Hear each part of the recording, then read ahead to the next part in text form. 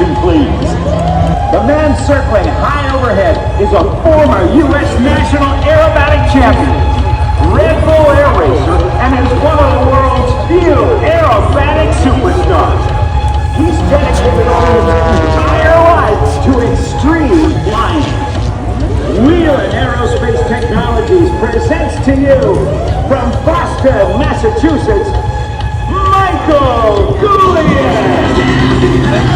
Thank you for sitting down with me. Yeah, my pleasure. And you know, we've crossed paths a couple of times on the STOL deal. Yep, you're always absolutely. down there, and we're going to talk about some more stuff. But what's your interest in STOL? Yeah, well, you know, it's I love all kinds of aviation, right? And the STOL and STOL drag just seem like it's another thing that tests your aviation skills, Yeah. right? So it's very different than aerobatic flying, and so it's just another way for me to get better as a pilot, right? And I think that's a lesson for lots of people, that you do different things in aviation and you get better. You take your skill set and you make it wider. And for me, STOL does that. And your skill set is obviously dialed in, because I just watched your air show performance, by the way. So right off the bat, we're talking with Michael Guolian of Guolian Airsport, or Yep, Guolian Aerosports. Yep. And you've our got company. a website and everything, and sponsors we'll get into, but we met through the STOL thing. Yeah, we did. I've watched your fly before. Yep. You know, but we met through the STOL thing, and you've got a husky, right? Yeah, we have two huskies in our two school huskies. who are training. You know, we also have a Cirrus training center, and for all the people that learn to fly in a Cirrus or in any technically advanced airplane, when you transition out of that and you put them in a husky, or we teach them some basic aerobatic flying, man, watch their eyes get big and their skills get better. So for us, it's a super awesome complement to what we do with our primary training. And then you'd be surprised. So I live in Boston, just outside of Boston, and there are a ton of grass runways in New England. It's amazing. So to be able to go and enjoy all the grass strips around New England in the Husky's pretty awesome. So you grew up in an aviation family, right? Aviation business? Yeah, so my dad had a flight school, and I learned to fly when I was 15 years old, and just tell people I fell in love with aviation and never really stopped. I didn't know that's what I was going to do, because I was an athlete as a kid, right? But flying was just a great thing, and I've been so fortunate to have such an awesome long career doing this. And you're one of those guys that soloed on his 16th birthday, weren't you? I am, yeah. Yeah, my mother's still petrified of me in a car, but not in a plane, so. You know, that's funny you mention that, because my wife, I've been married 35 years. And I know you have an awesome wife too. Yeah, for sure. And you know, it's great that they support us and all of that. Yeah. And my wife is very supportive, but she thinks I cannot drive to save my life. But when I get in the airplane, I'm the best pilot in the world. Yep, exactly. But what they don't understand is they built the roads for us, and I don't know why other people drive on them. Exactly. It is the way it is, right? but you know, flying does take it takes a skill set, and it takes dedication. And so you have a flight school, and you're using the Huskies in the flight school. Yes. And then you teach Cirrus training. We do. Are you one of those CSIP? I am. Yep. So we do it all. So I would think with your training, you prevent them from using the parachute, right? Yeah, that's the whole idea, right? We teach them how to fly the airplane. Yeah, because you know, all of the rest of us pilots, we have to make fun of you Cirrus pilots. Yeah, I know. It's the way it goes, right? I look at a parachute as an ejection seat, right? If the military can have one, we can have one, right? And so I'm always a person that I never trust the equipment, no matter what I'm flying. I'm always listening and feeling, and that's one of the things I also want to teach people that I fly with, is like, you have to respect and interact with the equipment that you're flying. Understand what it's telling you. Listen to it when it's telling you something that it doesn't normally do. Right. And a lot of people, oh, that flicker on the gauge is new, but it doesn't mean anything. No, it means something. Yeah, it means something. To investigate. Exactly. Yeah. It is easy to, in a car, you know, you can always pull over on the side of the road. Yeah. In an airplane, there's not always a safe place to put it down. That's right, for sure. But one of the things I'm sure you do in your Husky too, you know, when you're flying an airplane without a parachute, you're probably a lot of times, especially when you're over the mountains or something, you're looking around and going, okay, now what happens, what if Yes. right now I have to land? Yeah. And your eyes are always on a swivel. What's next? Where do I go? Which way's the wind coming from? All of those things, right? yeah. And so when you're doing your aerobatic routine, you're thinking the same thing too, aren't you? Yeah, always, right? And you know, when an airplane's going vertical or it's tumbling or doing whatever, you are at the mercy of the wind. It's like a boat in the current. It's just going to drift that way. So to make a great air show, you have to put the airplane right where it needs to be and take into consideration the drift. So where's the airplane going to be in 8, 10, 12 seconds? Because there's an imaginary line out there that we can't cross, right? The 500-foot line. I can't get any closer than 500 feet to the spectators. Right. So if the wind is on the crowd, you have to be able to compensate for all those things. And, you know, have eyes in the back of your head. When you're going vertical, where's it going? Right? Yeah. And you go vertical a lot. A lot. And then you get up there and you do, the Lumshavak, I remember when the Lumshavak used to be like pretty extreme. Yes. That's tame anymore. Yeah, now nobody even does Lumshavaks anymore, right? Because there's so many other things that we can do. Yeah. And, but the propellers, the Hartzell propeller that I have, a Talon propeller, it's so lightweight, carbon fiber, so there's no stress on the crankshaft, or really, and the propeller can deal with it. So all of that stuff that you see modern aerobatic pilots doing, it's because these propellers are so amazing. Back 25 years ago, they were all metal. Right. Right. So it was dangerous. It transmitted the vibration in, and people were breaking crankshafts. So now. So for the non-pilot people, Yeah. when you say you have a carbon fiber prop now, right? Yeah. Lightweight prop. Yes. And the old props were metal. Yeah. And you're talking about the damage it does to the engine. Yeah. But explain why that is a factor. Yeah, so if you think about it, when my aerobatic airplane is tumbling and doing all that stuff, it's a gyroscope, right? It's like, kid, when you spin a penny or a quarter and you hit it and it goes 90 degrees, well, that's what I'm doing in the airplane, but I'm using my feet to move the rudder to make the airplane and do that all from the propeller. Well, imagine the force of a propeller that's turning almost 3,000 RPM, Yeah. and it's very rigid. So when we're moving it, we want it to flex and bend and move and not have a lot of weight to it.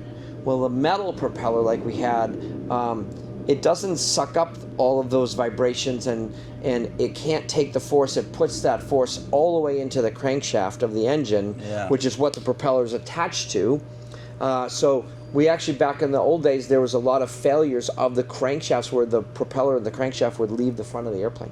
You remember, even in the older days, they had the radial engines that the engine spun. Yes. You remember Yeah, those? yeah, absolutely. The propeller on the engine. I'm young enough to say that I've never flown one of never those, flown but one either. maybe you have. No, I don't know. No, what are you saying? No, I haven't flown one, but I've seen them. Yeah. You know, and there's still some places that fly them for fun. You know? Yes. But I always was amazed how they made those work. They just turn the engine on. They turn it on and off. The Yeah, fuel on and it's off. amazing. And you know, you talk about spinning. You know, you pull back on the stick and the airplane goes left, or you Yeah. turn left, the airplane goes down, or whatever. You know. And it's spitting oil and all Yeah. kinds of stuff. I Yeah. mean, aren't you glad you don't have to fly that? Yes, very Yeah. much. I'm a clean freak, so that would make me crazy. All the oil, it would drip Yeah. out all over the place. Oil so. everywhere. Yeah. Yeah. You know, when I walked over here, the jet Waco was flying. And it reminded me, you may not know this, but do you remember the first guy that flew the jet Waco? Sure, Jimmy Franklin? Yeah. So Absolutely. Jimmy and I were good friends. Jimmy okay. and my dad crop dusted together in San Angelo, Texas. Wow, okay. And my dad died when I was 14 in a plane crash. Okay. And Jimmy was sorry, about yeah. 14 years older than me, so he was kind of like an uncle. Yeah. And he said, you know what? I think you ought to come stay with me for a while.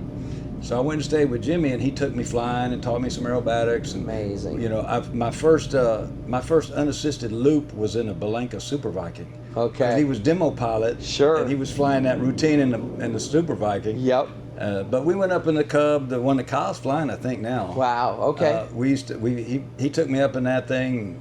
One of the things he asked me if I'd ever flown a glider. We were dancing in the clouds about 10,000 feet. I don't know, it was way up high. You know, Yeah, I was 14. yeah. I didn't know how high we were. But he said, "Have you ever flown a glider?" And I said, "No." And he's like, "Well, turn up, pull the mixture out, turn up the ignition." So we did. And, we're flying along, and he's like, "Wait, now just push it over, and it should start back up." Yeah. I pushed it over, and the prop just kind of stuck there. It didn't stick over there. I was thinking, we're getting a little low. Yeah. He says, "Well, you might want to just reach up there and push the starter." Push the starter button. That's funny. And so, we did stuff like that. And Yeah. Well, Jimmy's one of those guys, there's lots of legends in our business, and he was clearly one of Yeah. them, right? And he, to us, was known as just an unbelievable entertainer. Yeah, right? he was. He really was. What he did, and the jet Waco, there is nobody that has flown a jet Waco like Jimmy Franklin. No. Right? There's never going to be would another agree with one like that. him. Unbelievable. I was on the phone with him one time. He says, and you know, he had a real calm demeanor. Yeah, you know, he did. But until, you know, there were times when he'd get excited. But he was telling me, yeah, I'm thinking about incorporating a jet with the Waco performance. And I'm thinking he's talking about another airplane, Right. flying with him. And then I realized, oh, he's talking about a jet on the Waco. That's and awesome. Him and Les Shockley, I think, they got together and That's right. concocted that thing, and Yeah. that was pretty. And cool. I remember the first time it came here to Oshkosh, and it was out of this world. Yeah. Right? It was out of this world. He was an ultimate performer. He was And Kyle's amazing. doing great too. Yeah, he is. Absolutely. So you've got the Cirrus that you fly around. Yep. You get yourself around and do that with the Yes. Cirrus. Yep. And then you've got the flight school. What is the flight school called? Michael Guolian Aviation. Simple enough. And where is that? It's just outside of Boston, so we're at Hanscom Field, which is just west of Boston. And then I live in Plymouth, and we have another office in Plymouth, Mass, which is south of Boston, near Cape Cod. I have been to Boston too. When I was young, I went to Naval Academy Prep School in Newport, Rhode Island. Oh wow, yeah, And know it well. we would every now and then we would drive up to Boston for fun. Yep. You know? Yeah. And that first time I did, I was driving a pickup, and I'd stop at a stop sign. There's snow on the street, and I had a 4-wheel drive. Kids would come up and grab on the back of my pickup. Yeah. And ski around. Absolutely. Hold on to the edge of the bumper. We did it as kids all the time. And I thought, man, this is cool. So I just gave them a ride. Crazy people, right? Yeah. Yeah, that's what you do, right? But- as a kid in Boston. Yeah, you know, from Texas, we didn't have that kind of stuff. You Yeah, know, right. But I had fun. So you grew up there in that area? I did. I tell everybody I thought I was going to be a hockey player till I was, 6 inches too short, 30 pounds too light, and I couldn't put the puck in the ocean. So Yeah. it had to be airplanes. I think you made a good choice. Doing okay. You did well at it, and you're Yeah. still doing well at it. And I think I'm a CFI also. I do mostly tailwheel Yep. stuff with I got a Awesome. Fat Tire Super Cub. Yep. And I take people out, and they just come, and it's so much fun. 'Cause, Yeah. 99% of the pilots never landed anywhere but a paved runway. That's right. And also most pilots land, once per flight. Yep. When you're flying Super Cubs and stuff like that, we figure out how to land more often. Yes. That's the Yep. the big thing. That's for the us. fun part of That's it, the fun right? part is Yep. landing. Yep. And finding a place to land and Yeah. doing it well. And so we really master that aspect of flying. Yep. And I'll end up doing a lot more as I sort of start to slow down in my aerobatic career. I'll end up doing more and more tailwheel and STOL flying because I just love it. Which brings me to my next question. When are you going to come to Idaho backcountry and go flying with me? I was there a couple years ago, and I might be there again next year. So I Okay. will give you a call. We need to do that. Yeah, I would That'd love be that. amazing. Some friends of mine and I just went up to Johnson Creek. Okay. And then we've, ventured out, spent the nights at Johnson Creek, ventured out to all the little strips there. Amazing. Had breakfast at, let's see, I can't remember the name of it now, but there's, places where they have restaurants out there Yep. at these little fields. Yeah. Very remote. All their supplies are flown in. Yeah, absolutely. And, we went to Wilson Bar, a lot of little, just a Yeah. lot of fun. I mean, It's amazing. Amazing. But Being from New England, that type of flying is completely foreign, right? Yeah. And being in the mountains out there and all of the, the winds are so important and thermals out there and the density altitude is a Density big altitude's deal. a big one. It is. And in the afternoons, the winds and the density altitude combine to make it pretty much you fly before noon and Yes, that's it. exactly. So- Yeah, exactly. So, but we had a lot of fun out there, and bet. I'd love to have you come with us. Can't wait to do some more. But We'll do it. and that being said, are you going to do any STOL competitions when your aerobatic thing slows down? Yes, or- absolutely. I just love the STOL drag stuff. It's really fun for me. Yeah. And I keep telling Avia we have to build a real Husky. Yeah. Because I think, Austin's pretty amazing at his, but, we want more power, lighter weight, probably a smoke system in it, and have some fun with it. Yeah. And Yeah, Austin Yeah. with his little reversible pitch Yeah, on it. exactly. Well, him and his Uncle Jerry, too. They're both. so good in those things, They are. right? And they're good people, too. Yeah. That's the other thing about aviation is most of us are I just love the people. And I found that in the STOL community even more so. In the aerobatic world, there's some pretty strong personalities, Yeah, right? of course.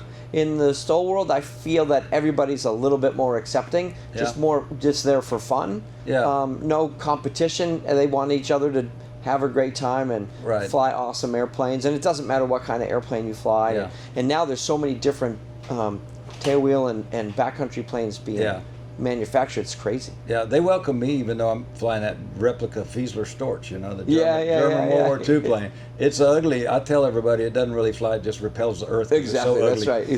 that's right. but it's a lot of fun. Yeah, it is. And you're right, we have a good time. Yeah, absolutely. You know, I didn't fly this year in the demo, but I was out there doing line judging and stuff like that and helping out. Yeah, it's cool. And we still have a good time. Yeah, it's really fun. But I don't want to take up all of your time, but I'll tell you, I really am glad that you sit down and talk with me. Yeah, it's my pleasure. Thanks for having me. I enjoyed watching your show today, watching you fly, and I took some video snips with my phone. And there you go. I'll probably post a few of them here with this, but I like it. But and I do want to see you fly your Husky with you. You know, I will. Go do that. We'll have some fun. And let's end this with, what is your best piece of advice to give to like young people, or even not even young people, but people that say they want to fly or they think they want to fly, and how would you say the best thing to do to go at it? Well, I think you have to take the first step, right? Go to your local airport. There's a flight school at every airport.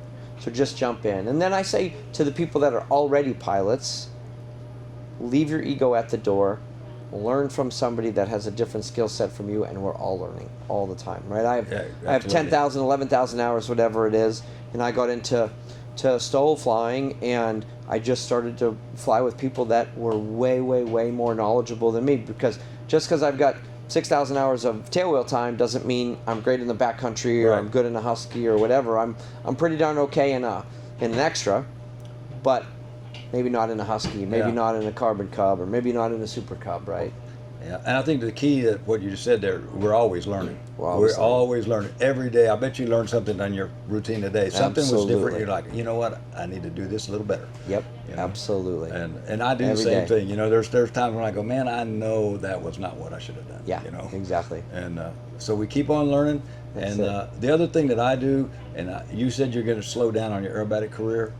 You know, we're getting into the dawn of our, the life, everybody's life. You know, we've got a long span. Yep. That's really not that long. That's right. And it looks longer when you're looking forward than it does when you're looking back. Yep. And, for sure. You know, I went to this Idaho trip, and I got a lot of comments on my Facebook about how that's on my bucket list. Yeah. That's on my bucket list. And I'm saying, you know, sometimes you got to put the bucket down, pull the list out, and start doing it. That's right. You know, that bucket will get heavy if you just keep putting stuff in it. You're right on. And so I think all of us are getting to that time when I want to make sure I do stuff. Yeah, Get out there and live a little, you know. Yep. Have you heard Toby Keith's song, Don't Let the Old Man In? Yes, sir. That's it. That's the way. So I'm going to end on that. I love Let's it. not let the old man in. You got it. I'm with you. Let's get out there and go flying. I like it. All right. Yeehaw. Thanks. Yeehaw, buddy. Thank you. That was awesome, man. I appreciate that. My pleasure. Let's see. Oh, I forgot to hit the record. No.